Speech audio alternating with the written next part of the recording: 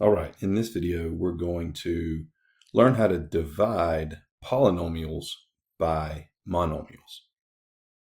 Now, it is possible to divide polynomials by other polynomials, but that's a topic for a later class. In this video, we're specifically going to learn how to divide polynomials by a single term polynomial, or just a monomial.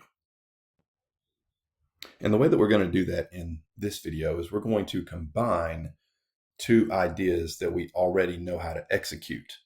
And by combining those two ideas together, we're going to figure out a way to simplify a polynomial divided by a monomial.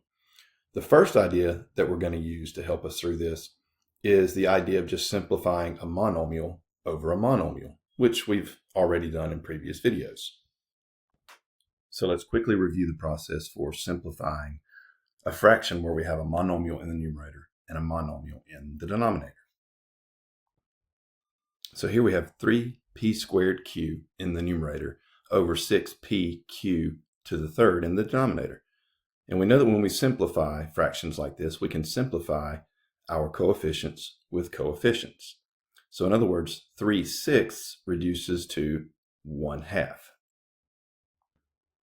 The next thing we notice is that we have matching variable bases in the numerator and denominator.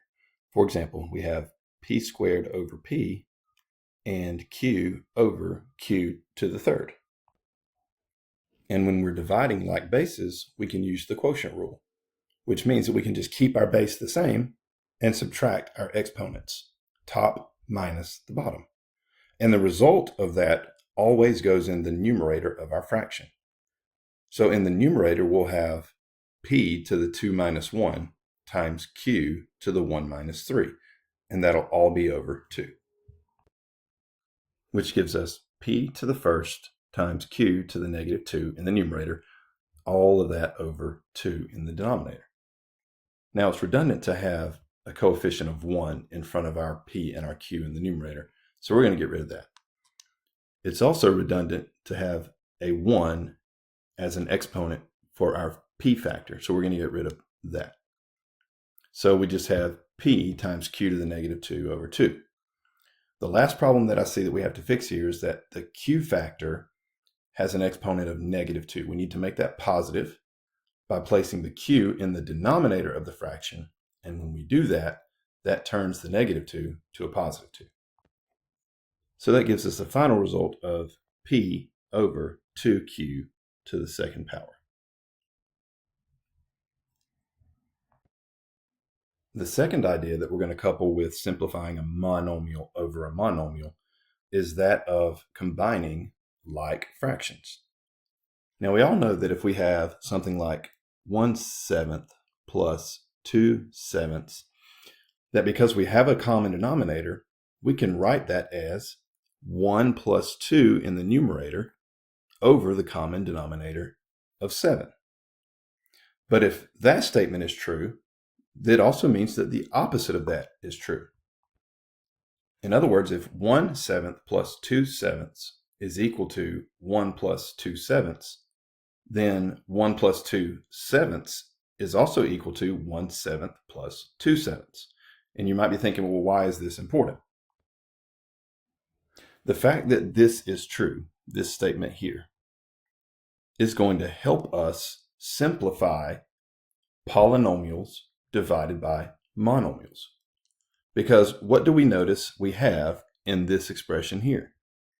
We have two terms in the numerator, 1 plus 2, and we have a single term in the denominator. So really, this is just a binomial divided by a monomial. Two terms divided by one term. Well, whenever I have two terms divided by one term, that's the same thing as, or it's equal to, taking the first term in the numerator and putting it over the common denominator, and then adding that to the second term in the numerator over the common denominator. And now you'll notice we no longer have two terms over one term. We now have one term over one term, or a monomial over a monomial, plus another monomial over a monomial. Well, we know how to simplify monomials divided by monomials because we've done that already.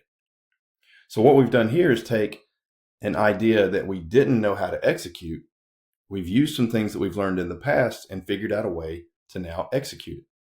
I can turn any polynomial divided by a monomial into a set of monomials divided by monomials, which I can then reduce individually or simplify individually. So let's take a look at this example. I've got 9x plus 6y in my numerator divided by 3xy in the denominator. Well, this is a binomial divided by a monomial.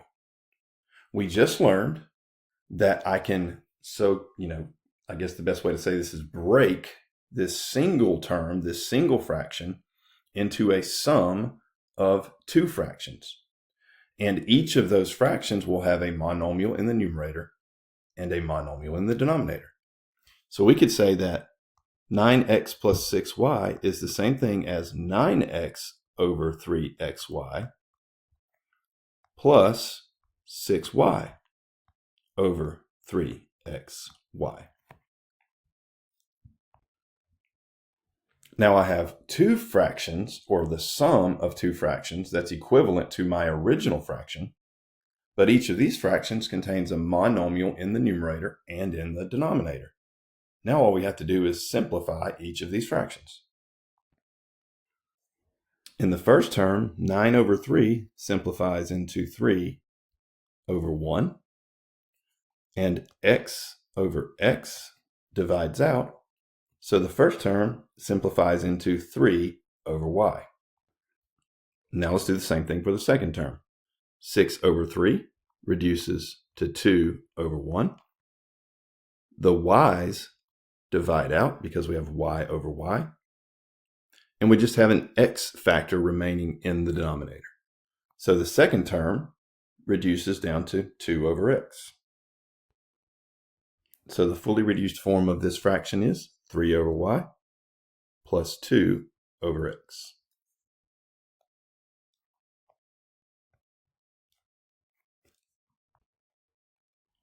In this example, we have the trinomial 6x squared y squared plus 4x squared y minus 2xy divided by the monomial 2xy. Now this is written in horizontal form. Just to help our eyes understand what we're looking at, I'm going to rewrite it in fraction form. In fraction form, that expression looks like this. And now it's easy to see that we have a trinomial in the numerator and a monomial in the denominator. Well, let's use what we know about combining fractions, or really uncombining fractions, to get us to a situation where we can simplify this fraction. So we take each term in the numerator and put those terms over the common denominator of 2xy. And we'll have 6x squared y squared over 2xy plus 4x squared y over 2xy minus 2xy over 2xy. Now we can simplify each one of these individual fractions. 6 over 2 simplifies into 3 over 1. X squared divided by x, we have two factors of x in the numerator, one factor of x in the denominator.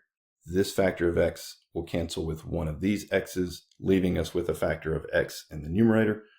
Or if you want to use your quotient rule, x squared over x is the same thing as x to the 2 minus 1 in the numerator. So really just x in the numerator. And then the same thing applies to y squared divided by y. That would be y to the 2 minus 1 in the numerator, which is just y in the numerator. So the first term simplifies into 3xy. Let's do the same thing for the second term. 4 over 2 simplifies into 2 over 1. Again, we have x squared divided by x, which leaves us with just one factor of x in the numerator. And then we have y divided by y, Well, that's the same thing as y to the 1 minus 1, which is y to the 0, which is just 1. So the y's just cancel out there. So the second term simplifies into 2x. Now let's do the same thing for the last term. 2 over 2 divides out, x over x divides out, and y over y divides out, which leaves us with just a 1, because 2xy divided by 2xy is just 1, or any number divided by itself is always 1. So the last fraction simplifies into minus 1. And our fully simplified result is 3xy plus 2x minus 1. All right, let's do one more example. And on this one, you can already see that I've taken it out of horizontal form and I've written it in vertical or fraction form. Now I'm going to separate this into 3 separate fractions, 3 separate terms. And just like magic, there they are. Now let's simplify each one of these fractions. In the first term, 12 over 6 simplifies into 2 over 1. A to the third over a to the second is a to the 3 minus 2, which is just a in the numerator. And then b squared over b squared divides out. So the first term simplifies into 2a. In the second term, 4/6 simplifies into 2/3. A squared divided by a squared is just 1. And b over b squared is b to the 1 minus 2, which is b to the negative 1.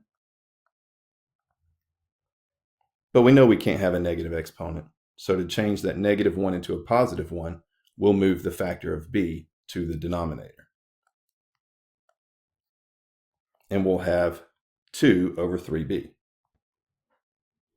In the last term, we have 1/6, which won't reduce. We have a to the 1 minus 2, which is a to the negative 1. But again, we can't have that a to the negative 1 in the numerator. We need an a to the positive 1. So we'll move that factor of a to the bottom, and that negative 1 becomes a positive 1. And then, of course, we'll still have b squared in the denominator. So the final term is 1 over 6ab squared, and our entire simplified expression is 2a minus 2 over 3b plus 1 over 6ab squared.